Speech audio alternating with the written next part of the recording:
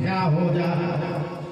तो जैसे नारद जी ने कहा मेरा श्राप मिथ्या हो जाए, धन्य है भगवान, ऐसा कृपालु और कौन होगा। विचार कीजिएगा, श्राप स्वीकार कर लिया, गाली सह ली। अब नारद जी कह रहे हैं वृथा हो मप श्राप कृपाला, तो मम इच्छा कहा दीन दया।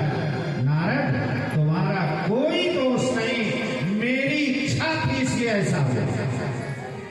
भगवान ने अपराध को भी अपने ऊपर ले लिया। नारद जी को बिल्कुल क्लीन चिट दे दिया। मम इच्छा का दीन दयाला, ये मेरी इच्छा थी नारद, तुम्हारा कोई दोष नहीं। नारद जी ने कहा प्रभु आप तो कह रहे हैं अपनी उदारता बस, लेकिन मेरे मन को शांति नहीं मिल रही। तो विष्णु भगवान ने कहा नारद सुनो, अब एक विज्ञान और समझिएगा। विष्णु भगवान ने कहा नारद तुम्हें शांति क्यों नहीं मिल रही है वो मैं जानता हूं। क्यों प्रभु? अच्छा सबसे बड़ी बात, नारद जी ने अपराध किसका किया था? है जी, आप लोग सोच कर बताओ, नारद जी को साथ इतना खेल क्यों हुआ? कुछ तो अपराध किया होगा। किसका अपराध किया था? जोर से बोलो।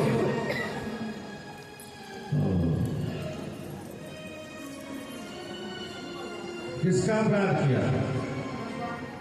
शंकर भगवान का। जानते हो, कथा सुनते हो, रामायण पढ़ते हो, भागवत पढ़ते हो, कुछ तो सीखा करो। जानते हो नारद जी को भगवान ने कहा तो उनके अपराध को भी समझे, मेरी इच्छा थी, तुम्हारा कोई दोष नहीं। अब दोष से निवृत्त हो गए कौन? नारद जी, लेकिन शांति नहीं है।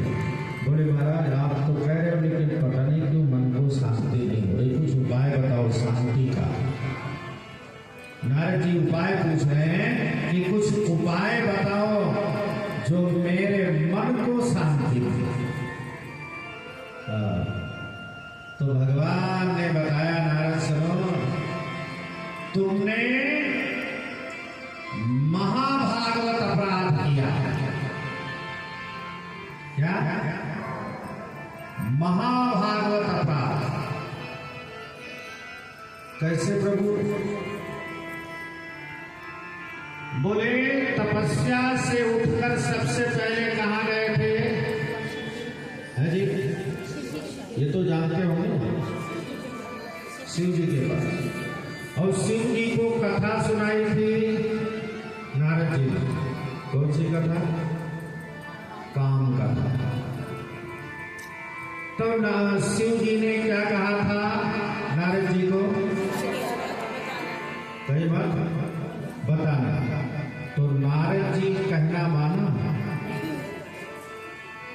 तो अगर ईश्वर का, गुरु का, अपने बड़ों का जो कहना नहीं मानता उसका यही हाल होता है जो नारद जी का हुआ। इसलिए कहते हैं कि बड़ों का कहना। अब शिव जी से बड़ा माता पिता कोई है? शिव जी से बड़ा गुरु कोई है?